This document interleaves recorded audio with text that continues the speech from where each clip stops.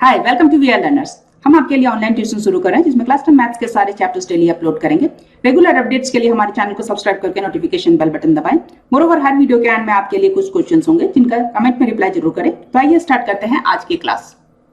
We are doing the chapter of triangles. हम NCERT की exercise 6.3 solve कर रहे हैं। इस एक्सरसाइज का हमने first 4 question already last video में सॉल्व कर लिया है। इस वीडियो में हम क्वेश्चन नंबर 5 ऑनवर्ड सॉल्व करेंगे। आइए क्वेश्चन नंबर 5 देखते हैं।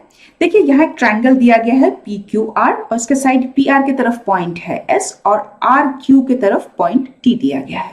मोरओवर दिया गया कि एंगल P का मेजरमेंट यहाँ एंगल RTS के बराबर है। अब यहाँ हमें शो करना है कि ट्रायंगल RPQ सिमिलर है ट्रायंगल RTS के सिमिलर है।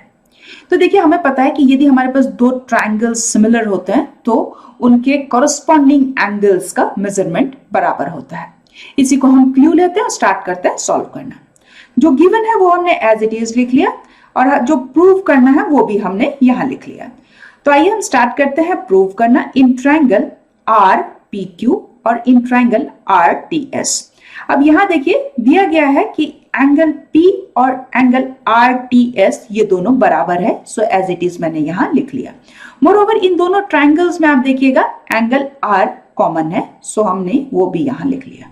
अब देखिए हमें पता है यदि दो ट्रायंगल्स में दो कॉरस्पॉन्डिंग एंगल्स का मेजरमेंट यदि बराबर होता है तो by using angle similarity criterion हम कह सकते हैं कि ये दोनों ट्रायंगल्स सिमिलर हैं। तो ट्रायंगल RPQ और ट्रायंगल RTS ये दोनों सिमिलर ट्रायंगल्स हैं। अब देखिए इंपॉर्टेंट चीज आती है कि इनका नामकरण हम कैसे करें। कॉरस्पॉन्डिंग एंगल्स मैच करके इनका नामकरण करना पड़ता है कि ये सिमिलर है वो लिखना होता है। ये हम कैसे लिखें ये बहुत इंपॉर्टेंट है। अब देखिए हम पहले कंसिडर कर रहे हैं ट्रायंगल RPQ। तो यहां देखिए एंगल P यदि हम लेते हैं तो दूसरे ट्रायंगल RTS में कौन सा एंगल आ जाता है, एंगल T आ जाता है। तो यदि मैं यहां एंगल P लिख रही हूं तो यहां मुझे एंगल T लिखना पड़ेगा। नाउ एंगल R हम देख सकते हैं दोनों ट्रायंगल्स में कॉमन है। तो हम स्टार्ट यदि एंगल R से कर रहे हैं दोनों ट्रायंगल में तो यहां देखिए यहां भी मैंने R लिखा, यहां भी मैंने R लिखा। अब देखिए ट्रायंगल RPQ में देखिए दो एंगल्स तो हमने लिख लिया। लास्ट एंगल कौन सा बचा, एंगल Q, तो वो हमने लास्ट एंगल यहां लिख लिया। अब दूसरा ट्रायंगल में देखिए R और T ये दोनों तो हमने लिख लिया। लास्ट एंगल कौन सा, एंगल S आ गया। तो ये देखिए इस तरीके से लिखा जाता है कॉरस्पॉन्डिंग एंगल्स मैच करके। तो हम बता सकते हैं now triangle RPQ is similar to triangle RTS, hence proved. Now let's see question number 6। देखिए यहां एक फिगर दिया गया है। इस फिगर में दिया गया है कि ट्रायंगल ABE कॉन्ग्रुएंट है ट्रायंगल ACD के और हमें यहां शो करना है कि ट्रायंगल ADE और ट्रायंगल ABC ये दोनों यहां सिमिलर है। जो गिवन है वहीं से हम स्टार्ट करते हैं। गिवन ट्रायंगल ABE और ट्रायंगल ACD ये दोनों यहां कॉन्ग्रुएंट है। हमें पता है यदि कॉन्ग्रुएंट दो ट्रायंगल्स होते हैं तो उनके कॉरस्पॉन्डिंग जो साइड्स होते हैं वो बराबर होते हैं। तो इसीलिए हम लिख सकते हैं ट्रायंगल ABE में जो साइड AB है वो ट्रायंगल ACD में साइड AC के बराबर होगा। So by using corresponding part of congruent triangle हम लिख सकते हैं AB is equals to AC। Now यदि मैं इसको क्रॉस मल्टीप्लाई करती हूं तो I can write this as AB by AC is equals to 1। Let's term this as 1। Now जैसे कि हम जानते हैं ये रेड और ब्लू ये दोनों ट्रायंगल्स हमने देखा है कि ये दोनों कॉन्ग्रुएंट ट्रायंगल्स हैं। सो हम देख सकते हैं इन दोनों ट्रायंगल्स में AD is equals to AE। By using corresponding parts of congruent triangle हम कह सकते हैं कि ये दोनों साइड्स बराबर होंगे। सिमिलरली यहां भी हमने क्रॉस मल्टीप्लाई किया है and we can see AD by AE is equals to 1। Let's term this as 2। अब देखिए फ्रॉम 1 एंड 2 हम देख सकते हैं ये दोनों रेशियोज इक्वल्स टू 1 है। सो हम लिख सकते हैं हियर कि AB by AC is equals to AD by AE। अब ये रेशियोज हैं क्या, ये देखिए गौर से देखिएगा ये रेशियोज क्या है।